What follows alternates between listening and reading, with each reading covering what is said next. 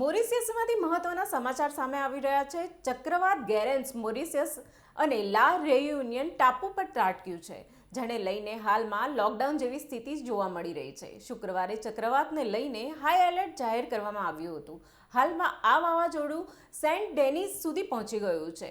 Saint ડેનિસથી મોરિશિયસનું અંતર 227 kilometre છે અને આ વાવાઝોડું 195 કિલોમીટર પ્રતિ કલાકની ઝડપે આગળ વધી રહ્યું છે. વાવાઝોડાના પગલે સમગ્ર દેશમાં હાઈ એલર્ટ મોડ પર રાખવામાં આવ્યું છે, જેથી તમામ લોકોને ઘરમાં રહેવા માટે અપીલ કરવામાં આવે છે.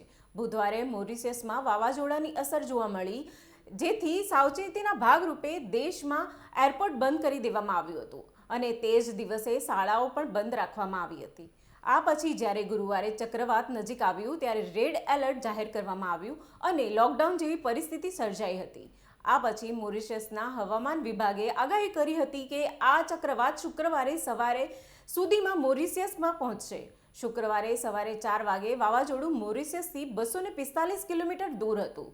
આ પછી સવારે લગભગ 9 વાગે તે મોરિશિયસથી 227 કિલોમીટર દૂર રહી ગયું. ગુરુવારે માત્ર મોરિશિયસ જ નહીં પરંતુ ફ્રેન્ચ ટાપુ લા રિયુનિયન પણ એરપોર્ટ બંધ કરવાનું પગલું ભર્યું હતું.